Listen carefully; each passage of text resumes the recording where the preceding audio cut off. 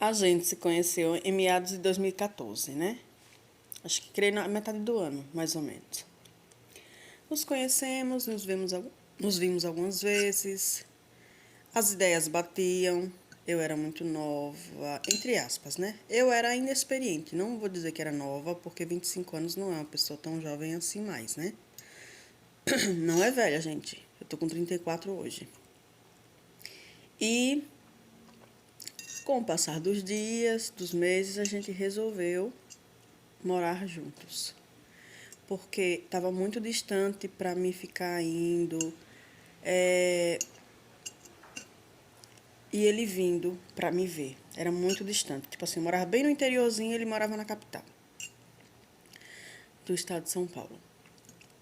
Gente, primeira semana casada, né? Morando junto. Eu peguei, tinha enviado uns currículos para arrumar um trabalho.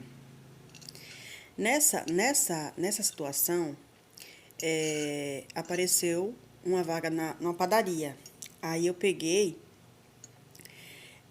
agendei a entrevista e fui até essa padaria para conversar com o dono. Chegando lá, o dono falou assim, era perto do apartamento que ele morava, que a gente morava. O dono falou assim, Domingas, você se importa de ir comigo até a outra padaria, porque é lá que você vai trabalhar, pra gente explicar direito como que funciona? Eu falei, não, podemos ir. Aí eu montei no carro com... era um carro daqueles de, acho que é Fiorino que fala. E fui até outra padaria, que não era tão longe também. Aí chegamos lá, conversamos, acertamos tudo.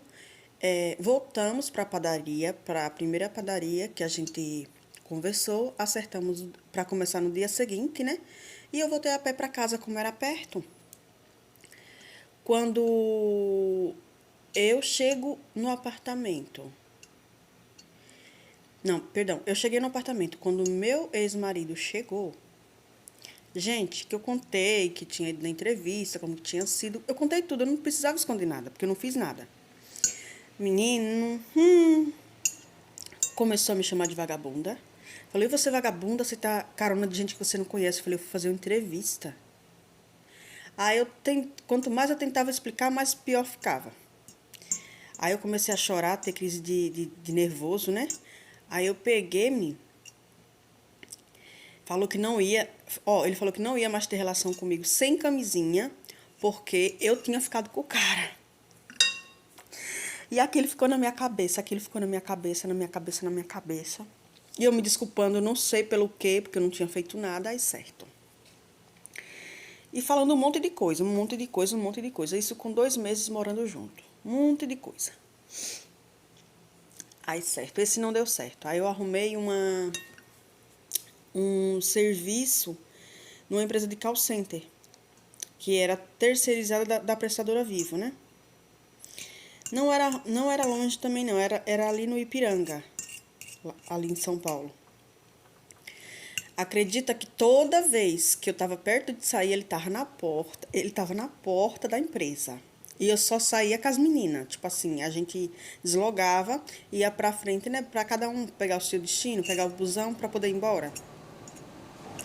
Aí ele queria me pegar de surpresa, queria pegar alguma coisa. Isso que eu nunca dei motivos. Não tinha contatinho, eu mal usava rede social. E certo.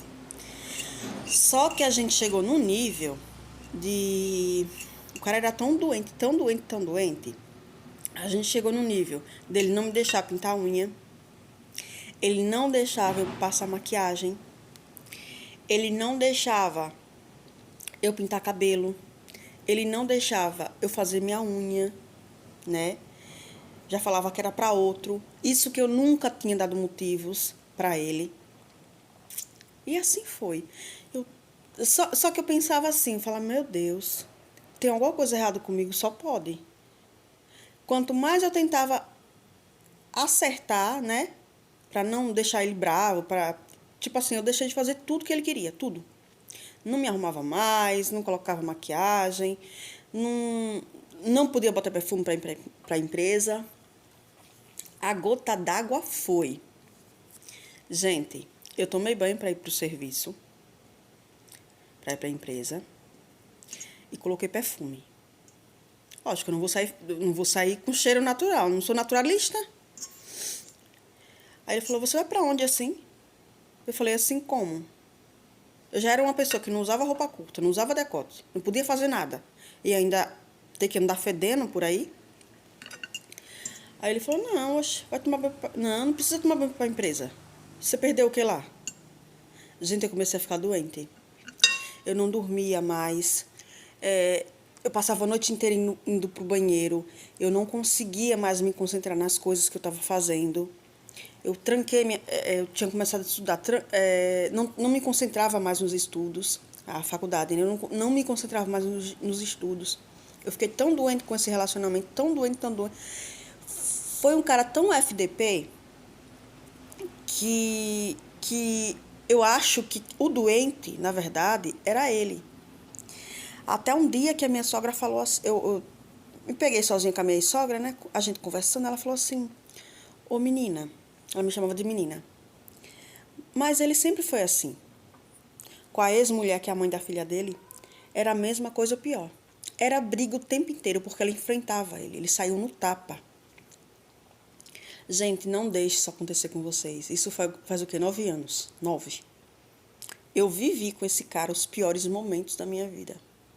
Hoje eu posso falar que eu era dependente emocional. Eu fui dependente emocional.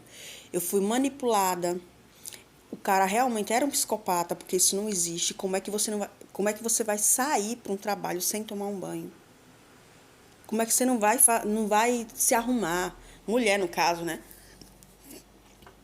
Não vai se cuidar, se higienizar.